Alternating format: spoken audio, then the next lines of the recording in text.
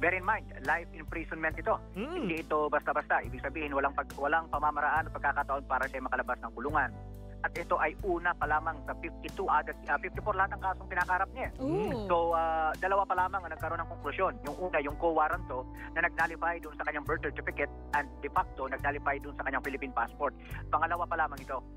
Jeff and Marlene, dalawa ang importanteng bagay dito sa ating nakuhang conviction. Una, this is the first conviction wherein we criminalize and penalize, pinarusahan natin yung pag-organize ng isang negosyo for the purpose of trafficking in persons.